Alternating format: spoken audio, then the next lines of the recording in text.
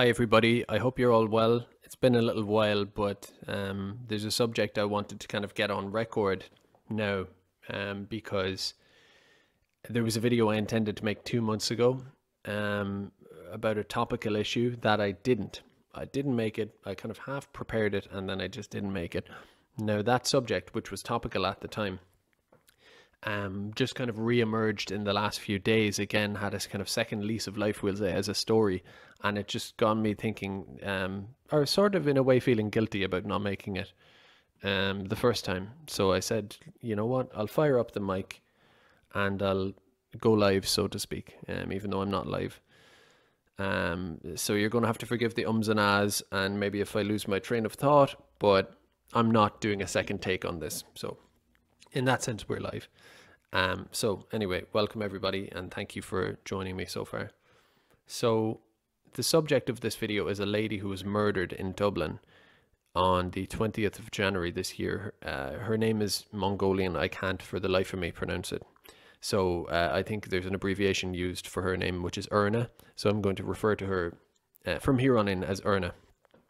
So this lady was killed, like I say, in January. I was going to make a video. I'll get into the details of that. But the reason it has re-emerged in the last few days is because somebody wrote a letter to the Irish Times referring to it. And so I'll just get into that, and then we'll reverse engineer, let's say, the story, or what I'm on about, you might ask.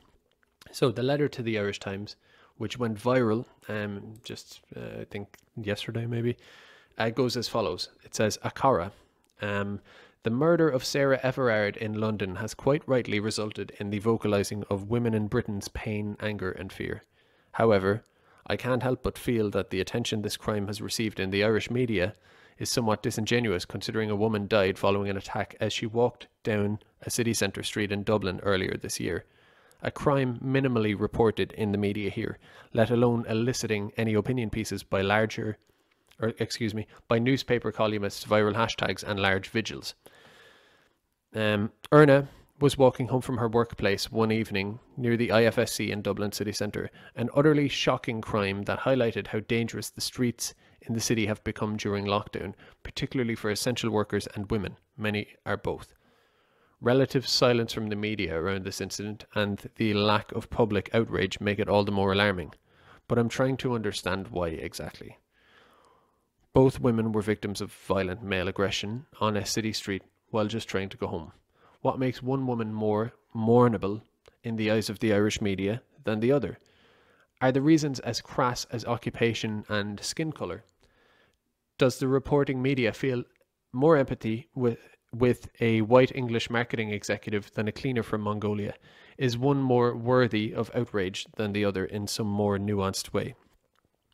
Or is it that the Irish media wait for a hashtag to become fashionable in Britain or the US before commissioning their respective columnists to engage with an issue? Is Michelamas Diran from Glasnevin.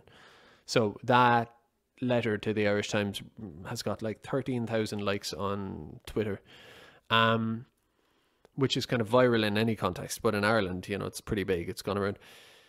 And so that's that. The letter to the Times is basically getting at what I want to get at in this video too, which is the question of media narratives, of media spectacles. Why does one thing become a spectacle and another not, etc. And how that maybe interplays with what is referred to as identity politics, or some such phrase like that, and also just corporate regime power interests.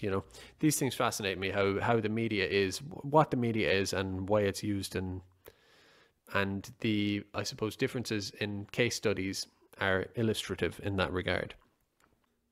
So we can look at the Irish Times letter and analyze how much we agree or disagree with it, and kind of go from there, open up the narrative, let's say. But first I want to return to the basic facts of this case as it was originally. So we're back in the 20th of January 2021, 2 months ago now. It's 9:15 in the evening and Erna is heading home from work. She's a cleaner in the IFSC, or in that area. Now the IFSC is a kind of central business district in Dublin City on the Docklands. The glass, flashy kind of buildings, ugly, you could say, but whatever. Housing, financial institutions, banks, and tech companies nearby as well, the likes of Facebook, etc. She's walking through this area past CHQ, which is a little mini commercial area in that IFSC, gyms and cafes and all of that, all of which are closed at this time, of course, because of COVID-19, and that is relevant to the story as we go on. But anyway, she's walking, I suppose, eventually to get home, but she's going to meet her husband in Amiens Street by the train station, 9:15, and she's approached on her way by this, at the time, 14-year-old boy on a bicycle. He demands cash, stabs the lady in the neck, and then flees towards the quays empty-handed. Despite huge blood loss, she was able to call the emergency services from her mobile phone. Incredibly, she managed to get to her husband, who was over on Amiens Street, before collapsing in front of him. It's really tragic. The emergency services rushed to the scene. She was taken to the Mater Hospital, where she was treated, put on life support, but after a few days taken off of it. I assume because her injuries were so bad, it was futile and she was gone.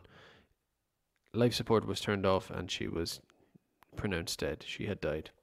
She was 48 years old, a foreign national living in Dublin for a number of years, and a mother of 2.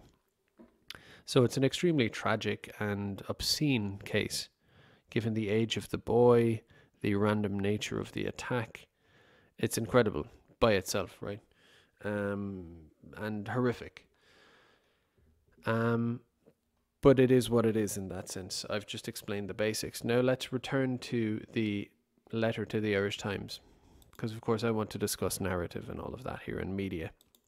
The bit I want to kind of open up on is that at the crux of this is the person who wrote this article saying that this case of Erna did not make the same splash as Sarah Everard or George Floyd or whatever. She's kind of making that point, this Tserendorj person, the writer. And she says, are the reasons as crass as occupation and skin colour? And the skin colour bit sticks out to me there, because of course, whether you agree with me, whether you're far left, far right, far up, far down, far centre, or apolitical, or whatever, you can agree with me once we think about it, that that doesn't kind of explain anything by itself. Is it her skin colour, i.e. the idea that she's not white? Does that explain why the media don't blow her story up? Well, I need only mention one name, George Floyd. If you say that was American, I'll say George and Kensho, who was Irish, so to speak. You know, that doesn't explain it, obviously. One need only just reflect on it. For Stephen Lawrence in the UK, you know, you name it. You know, a person of colour being attacked can be an extremely mimetic and viral media story for various reasons. Too long to kind of get into, let's say. But just on the face of it, we know that that's kind of ridiculous. And I see what the person's getting at. Is it the person's status in life, their station in life, their characteristics, their job, their class, their race? And it's so easy to bundle race in there as a kind of simplistic thing. But it just, as for in the way I've just described, doesn't make any sense, right? You don't have to be political. It's just obvious. George Floyd, George and Kensho, all that. The idea that if you're not white and you get attacked, you are invisible to the media is nonsense. It's more complicated than that, because it's not necessarily totally untrue either. I believe that, let's say of course, she is a foreigner in Ireland. She was a non-national, a person of colour, whatever word you want to use. But it's not that she was a foreigner or a person of colour that she's invisible to the media or was. It's that she was the wrong type of foreigner, so to speak, in terms of narrative, where she fits in the narrative. And that's kind of what I want to get into. So she's a cleaner. She works in the IFSC. She is working during COVID-19. I'm making a few jumps and a few speculations here, but let's just set the scene. Big glass building. Many of the people working in said building would be foreigners themselves. They would be foreigners and people of color on 200 grand a year, making big money, looking probably down at the local natives, the tribes people, the local dubs probably, who look like, total inferior to them, these rich, high IQ, smart, jet setting, headhunted Indian, Chinese, whatever you want people. So they're people of color too, but they're different from her because Erna is servicing this kind of, dare I say it, capitalist behemoth Frankenstein system. She's servicing it and she is grist for the mill, especially during COVID-19. She is cleaning up for the few people who don't work from home, the essential people who have maybe for whatever reason have to come in. They are so precious. They have to be 20 feet apart from each other. Every surface they go near has to be cleaned repeatedly over and over again by someone else, by the likes perhaps of Erna. And of course those people are invisible because that's just the way it is. They work, and companies like Sodexo and Aramark, I don't know, did she work for them? But those sorts of contracting companies where it's not the local woman, Eileen, who works in a given building for a given company for her whole life and gets a pension and is known and beloved by the staff, and in that way sort of integrated into the hierarchy in a natural way, and given a form of respect, though she earns less and is seen as a different class to maybe some of the staff. There is a kind of harmony there. But with these contracting companies, you are importing into the country and into the company. Sometimes they are Irish, but it doesn't matter. They're faceless. They're meant to be transposable, invisible, dehumanized cleaners and canteen workers who just service this other layer of an economy which matters. The oh my god, what a complete ashling girl, the Neve, or the Rajit who works at the company and earns a lot of money, and they are different. They're on Elysium. And in the depth grovelers are the likes of Erna in this system. They clean up. And of course, let's think about, the odds here. What are the odds that a higher up in this company would be walking home in this, and we'll get onto a dangerous part of the city in a dangerous time in history? What are the odds that a higher up? No, a higher up is probably working, driving home from an underground car park that they access and leave with a fob that opens up this big heavy door, and they drive on out and whiz on out in their BMW out of the city, nice and safe. Whereas it's more likely that Erna is strolling on to the public transport. Now, do the higher ups ever use public transport, and do the lower downs ever use cars? Yes, but just in general, that's going to be the way it is. And sure enough, she was walking home in what is a dangerous situation, while the others aren't. My point is, how well it was her and not some executive. Isn't it funny that it happened to be her and not an executive? Well, it's not a coincidence, it's heuristics, or let's say actuarial likelihood, based on status, class, everything else. But not race, because like I've said, some of the people working in these offices and managing and running these things are people of colour, foreigner, whatever you want to call it. Let me just gather myself. Similarly, the person of color thing, again, returning to like the canal lady. I made a video about it. I said the hate crime did not take place, was the title of the video. It was about an Asian woman who was pushed into a canal by some guys who made some like silly, inane Chinese racial remarks to her. And they just laughed. It was teenagers messing, and it wasn't very serious. She wasn't extremely harmed or anything. But that became a sensation. You couldn't but hear about it for days, because she was connected to NGOs, etc.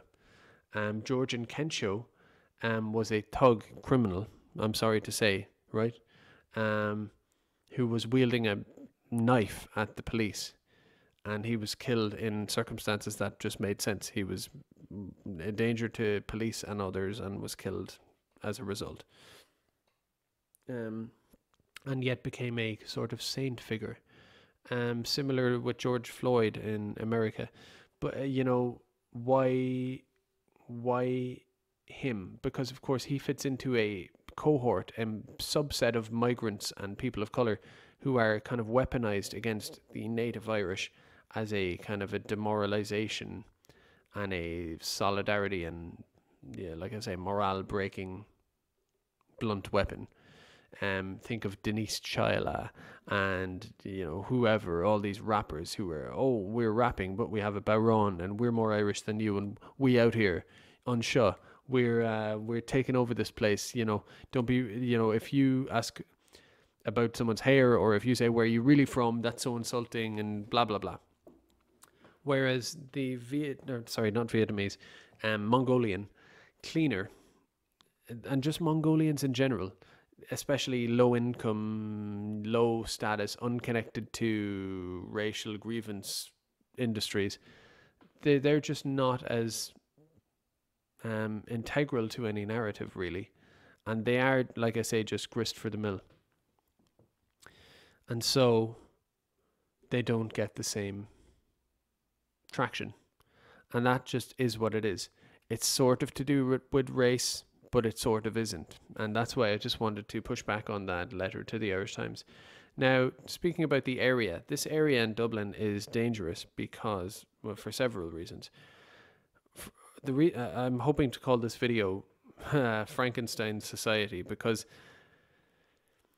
the IFSC area is as good a typification of a society held together with tape and rapidly deteriorating as you could find. This area is like a living example of it, because it was traditionally a working class Dublin kind of inner city community. Think of it as, if you're, let's say, British, it would be Cockney or something like that, or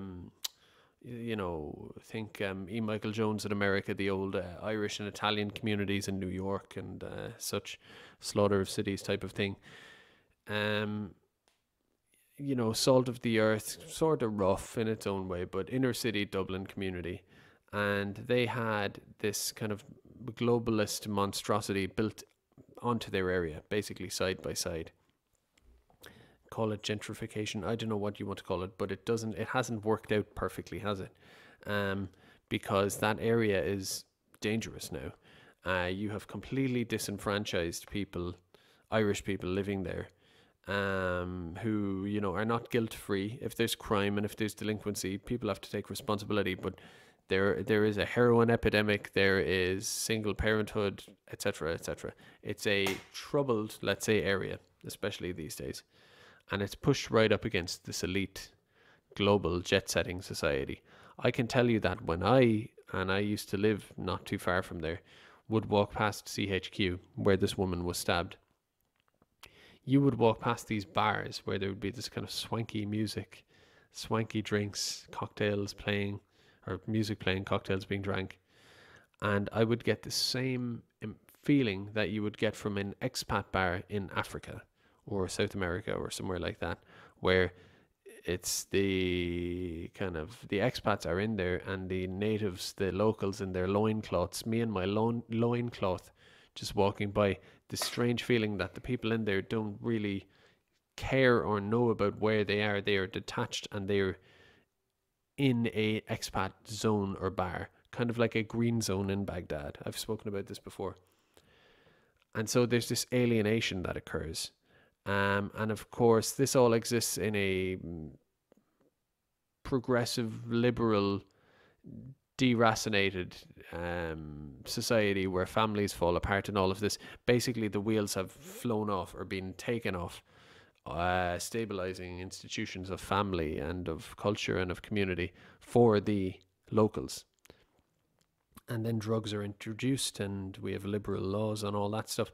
So basically everything that can go wrong is going wrong by design for this native population, which is effectively spiraling from an already, let's say, marginalized, afflicted position, while being shoved right up against these elites that I myself kind of feel like a pauper walking past. It feels so alienated, right? And I'm, call me middle class, I don't know, but I feel like a chimney sweep or something walking by, right? You can only imagine the oil and water situation with these local lads and then these elites, and then in the middle get thrown these other foreigners, these kind of foreigners who are just purely there as fodder. And of course, then there's a relationship of these low level foreigners coming in, making the low level natives, so to speak, redundant. And it's just an absolute shite show, right? I needn't go on and on about it. It is a shite show, and it is a building built on no foundations, held together by tape, and it's falling apart. Well, it survives in its own way, but especially with COVID-19, it becomes a tumbleweed zone of kind of just coyotes and wild animals running around. I don't mean to dehumanize those teens and stuff, but insofar as you will have delinquency and violence and thuggery and criminality existing in an area, such as the IFSC, when you introduce COVID-19 and you reduce the working kind of fancy population there to maybe 5-10% of its former self, the place is sort of abandoned, and it's sort of like a ghost town, and these kids just ride around on bikes, and we're talking kind of Clockwork Orange stuff. And it becomes a whole lot more dangerous for anyone there, basically, because of that. And in comes Erna to this kind of scenario, this kind of tumbleweed world of a dystopia, and she ends up getting stabbed. And so why would the regime make a big deal about this? She may have been a person of color, but they need her and her archetype to exist in a place like this, to do this work, to exist, to serve the elite. And if she gets stabbed, she gets stabbed. There's kind of an element of that.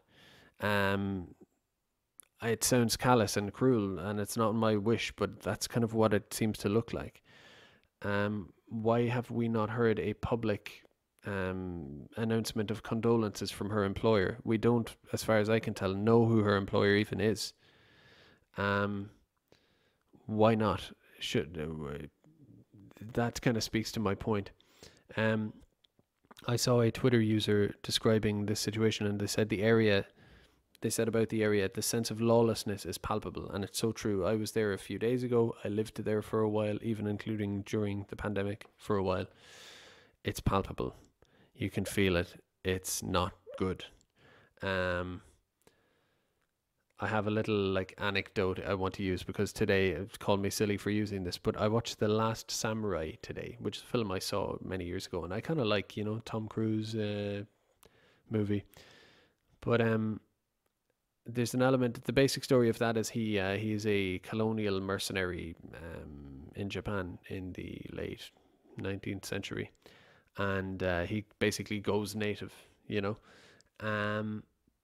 but while he goes native and he lives with the samurai as a captive and becomes sort of at one with them, you see these depictions of the samurai villages and society. Though they may be idealized, it gets at something. It gets at a holistic kind of world they have, where everybody has their role and there's a harmonious kind of working society and culture among them. And what it is it's a way of life. They have these samurai in this movie. They have a way of life, and it's depicted in the movie and also represents something that is true, which is the idea of a way of life.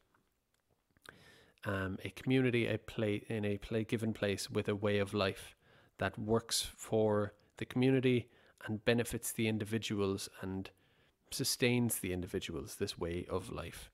Think of it as a phrase we all know, right? I think about somewhere like the IFSC, this Frankenstein zone, which represents a Frankenstein society. I think about it and I think, you know what? If there was to be an antonym or an opposite phrase, corollary phrase for a way of life, you would apply that antonym to this place. Whatever the opposite of a way of life is occurring in the IFSC, because you have this elite crowd who have their own problems.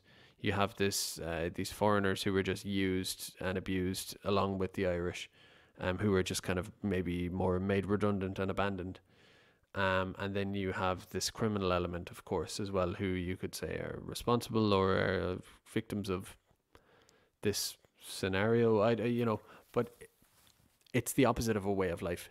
If it's gearheads wandering around like zombies, it's kids riding around on bikes aimlessly. It's people on their headphones, and it's just a nobody place. And it's a kind of a powder keg as well, as we see. So yeah, I just wanted to kind of like evoke the feeling of that. That's what it is. That's where she was in, or that's the kind of world she was in. And that's what it is. The regime does not mourn for someone like that, and nor can it afford to give her much credit. There is no utility for that to be a viral story. And of course, that's the regime, but also the public are to kind of are responsible for this as well, in the way that they absorb and digest and have hunger for different narratives and stories. There maybe was no interest for this originally, because you think about a book like OMG, What a Complete Ashling. The girl who works in the office, she works for the bank, she's from the country gal, working in Dublin, wears like runners with her work clothes on the way home. Isn't she so silly? She's meeting Brendan to see if he'll propose in the nearest bar where she's going to have a mimosa, right? Oh, isn't that the city life, right? In the background, you have this guy on a bike stabbing Erna in the neck. And both of these people are invisible to both Ashling and to Rajit, who's on 200k a year and is kind of barely knows what country he's in, but he's earning a lot of money. That's the scenario. And that's why that doesn't matter.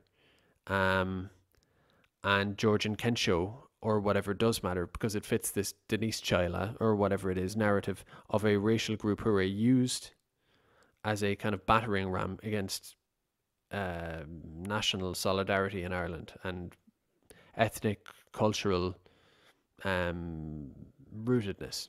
The whole idea of you're so racist, blah, blah, blah, blah, blah. That's why this kind of black rap, whatever racial grievance group is useful, but Erna isn't. That's just the way I see it.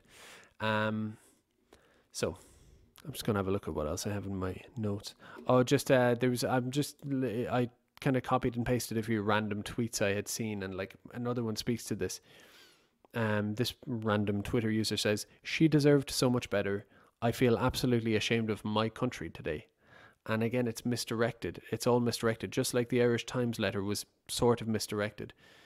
It's not your country you should be ashamed of. You shouldn't be ashamed of anything, and nor should your country. Your country, the Irish Joe Soap who lives in County Monaghan or County Kerry, is not responsible for this Frankenstein society and Frankenstein zone dystopia in Dublin. No. The country, the culture, the people, the Irish people, no. It's a business elite. It's our regime are responsible for this. And it's the future kind of society en masse, really. Think of the IFSC as just the tip of the spear, the most obscene and grotesque example, but typical nonetheless in its own way, and will only become more so. You have local councillors who, again, these people who are elected representatives, they're not really the ones in power, but they ostensibly are. You would look to see what they say. What do they say? Blame inanimate object, blame knife, right? It's all about knife crime, stop knife crime, blah, blah, blah. If it wasn't knives, it would be guns. If it wasn't guns, it would be knives. If it wasn't knives, it would be whatever, fists. you know, it's silly to blame an inanimate object. You go to some nice part of the countryside in Ireland, a nice community. These people have chainsaws, they have pickup trucks, they have um, combine harvesters, right? And no one's getting, um, their head cut off or stabbed. It's not about the object. It's kind of, some people think that's kind of a cliche to say, but it really, really, really, truly isn't. And these people are just avoiding taking responsibility for what this is. Why not talk about this shit show that has been created and is sustained, and just nobody wants to talk about it? And again, the same reason that they're just talking about knives, which are just inanimate pieces of metal that are essential in culinary, activity. The same reason they're talking about that instead of looking at anything else. Let's look at what's really going on here, dig down. Same reason they're not doing that is the same reason this wasn't a big story in the media or on social media or whatever. Because to really look at this is to question the fundamentals, isn't it?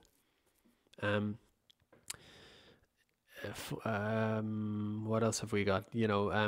We have thoughts and prayers, etc. I'm just looking for, there was an important thing. I don't want to miss it necessarily here. I really don't. It was Gary Gannon, the there we go. I have it here. He says he's a Social Democrats, I think, councillor, TD, some kind of politician, libtard, right? He says, quote, "There should be no place in our city for those cowards who carry knives and have created an environment of fear. We need much harsher sentencing for any thug found with a weapon in their possession." Gary Gannon, aka Judge Dredd, right? Now, this is a guy, a kind of total, dare I say it, libtard again, who would probably look at any situation and go, we have to look at the root cause, and no one here is a, you can imagine whether it was Islamic terrorism, whether it was crime of really any sort, whether it was black, native Irish, whatever you want to call it. The tendency of these people politically or whatever would always be to look at the root cause and, we need to dig. But suddenly he becomes Rudy Giuliani or, whatever, name your right-wing demagogue type of person. He becomes Judge Dredd. We need to smash and crush these thugs. No mercy, right? It's very odd. And it's like, well, okay, it's just like the guys who were blaming the knives. That's all you can say. Why not take some responsibility and look into this? Say, why is this happening? What is this? Because it's happening between, these young guys and Brazilians, Deliveroo drivers. It's the same shit show. And nobody wants to delve into it and ask, like, how can this be passed off as a community or a sustainable human dwelling space for anyone? Because it isn't. It just isn't. And that's at the core of the problem. And to look at that is to acknowledge it, and which is why Erna was sort of forgotten.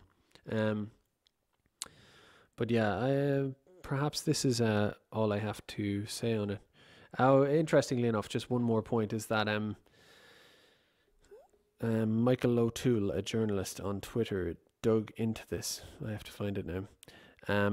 Basically, he did a search for mentions of Erna's name in media just to see whether the story was ignored or not. He found actually that the Star, the red tops, the tabloids, so the Star mentioned it 14 times, the Sun 9, Mirror or mentioned her, the Mirror 6, the Independent 4, the Mail 4 times, and then the least 3 was the Examiner mentioned her twice, the Irish Times twice, including that letter, and RTE a paltry once. And it's just interesting because the same media that kind of push these social agendas would push the George and Kent show, the racism, the direct provision centres, all this kind of stuff. Are those, it's the Irish Times, the Examiner and RTE. They would push that kind of racial grievance mongering and bullshit constantly, more so than really the red tops.